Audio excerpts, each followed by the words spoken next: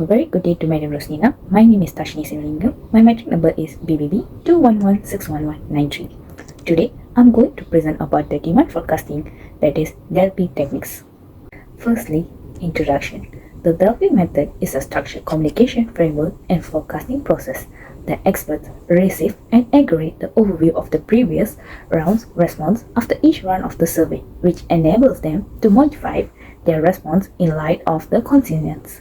This method incorporates aspects of the wisdom of crowds with the advantage of expert analysis. Now, I will explain about the uses of DLP techniques. Firstly, strategic decision making. For example, the DLP method is highly effective in strategic decision making process. In organization, can leverage the collective expertise of specialists to gain insight into the future scenario, potential risks, and opportunities, aiding in the formulation of robust strategies. Next, forecasting and trend analysis. In forecasting future trends and developments, the DELP technique shines. Experts can provide a valuable predictions and projections, helping business and policymakers prepare for upcoming changes and uncertainties. Moreover, market analysis and predictions. For companies and organizations, the DELP technique is an invaluable market analysis tool. Experts can offer market predictions, customer behavior insights, and emerging trends for supporting business in making data-driven decisions. Furthermore, policy development. Governments and public institutions rely on the DELP techniques for policy development and systematic review.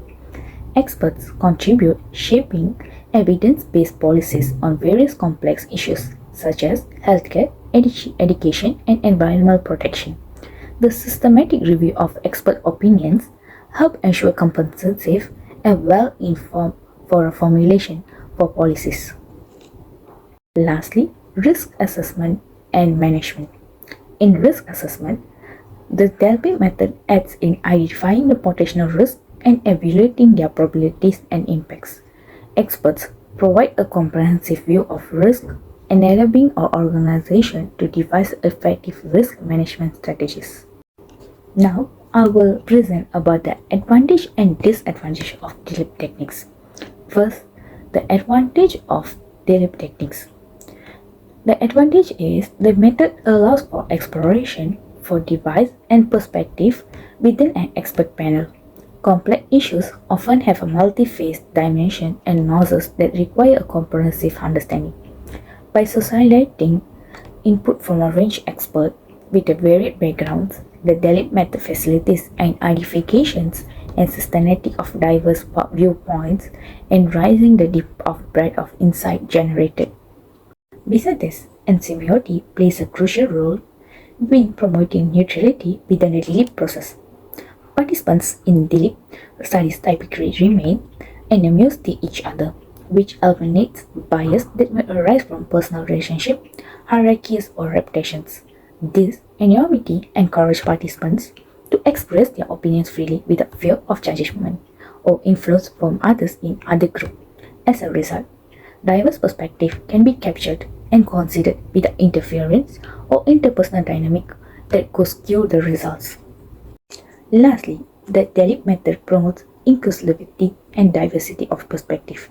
By involving a panel of experts from various fields or disciplines related to decision at hand, it ensures a comprehensive exploration of different viewpoints. This diversity helps in uncovering hidden insight, considering multiple scenarios, and identifying the potential risks or opportunities that might be overlooked in traditional decision-making process. Now, I will explain about the disadvantage of DELP techniques. DELP method typically involve multiple rounds or surveys or questionnaires distributed to a panel of experts. Each round requires time of experts to review the information, provide their feedback, or for their facilitator to compile and analyze their response before presenting them in a sequence rounds. This iterative process can extend over several weeks or even months, depending on the complexity of the topic under consideration and the availability of the expert involved. Next, The daily method requires the involvement of specialization or experts in the relevant field. These experts are typically selected based on their knowledge, experience, and expertise related to the topic being studied. Convincing and incentivizing these experts to participate in the daily process can incur costs. For example, experts may expect compensation for their time and effort, especially in daily techniques. They involve the studies for multiple rounds of feedback and analysis. Moreover, recruiting a device panel of experts from different geographical locations or background may involve additional expenses related to travel, accommodation, and communication. Lastly, one of the primary challenges of daily method lies in time-consuming nature process. Unlike traditional face-to-face meeting or real-time discussion, the daily method relies on the interactive rounds of feedback and consequence building. This interactive approach, while valuable for complex decision making, can prolong the time taken to research the constellation. Participants may require multiple rounds or survey and feedback sessions, leading to delay in discussion implementation. In fast-paced environment or situation requiring rapid reasons, this delay can be a significant drawback, hindering our agility and responsiveness. Now, I will explain about the steps to carry out the daily method. Firstly, defining the objective. The first step is to clearly define the objective and the scope of daily study, determine the specific question or topic that need expert input, and identify the key issues to be addressed. These steps lays the foundation of the entire process and ensure that the study remains focused and relevant. The second step is the selection of experts. Selecting the right panel of experts is crucial for success of daily techniques. Experts should possess relevant knowledge, expertise, and experience related to the topic under investigation. The panel should be diverse enough to provide a comprehensive range of perspectives depending on scope of complexity of the study. The number of experts can be varied, but it is in general recommended to have at least 10 to 15 participants. Step 3 is elaboration and launching of questionnaires.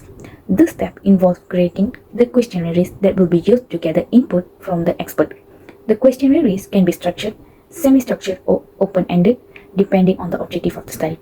First round questionnaire is usually open-ended, allowing the participants to freely express their opinions, insight without any influence from others. For example, there are 3 rounds. Round 1. In the initial round, the open-ended questionnaire is distributed to all experts. Each expert responds independently, provide their insights, predictions, or suggestions related to defined objective. For the second round, after collecting their response from round 1, the facilitators summarize the compiles and expert the opinions without revealing the individual identity. The summary is then used to create more focused structured questionnaire for the next round. So the last round is called subsequent round. It's based on optional. For example, depending on the level of consequence achieved in each round, additional rounds can be conducted to further refine the opinions. The process may continue until the predefined conscience level is reached or the facilitator decides to end the interactions. Lastly, step 4, which being called use of the result. Once the daily process concludes, a daily consequence exercise is reached. The results are analyzed and used for decision making, forecasting, policy development, or any other purpose defined in study objective. The anonymized nature of the daily studies help ensure the final outcome are unbiased and represent the qualitative wisdom of the expert. As a conclusion, the daily method is a potent and adaptable research strategy that combines professional viewpoints to handle difficult problems and objectives. Although it has a certain drawbacks such as the time and resources needed, its advantages such as flexibility, expert group consciousness, and anonymity make it priceless instrument for a wide range of application in several fields. That's all from me. Thank you.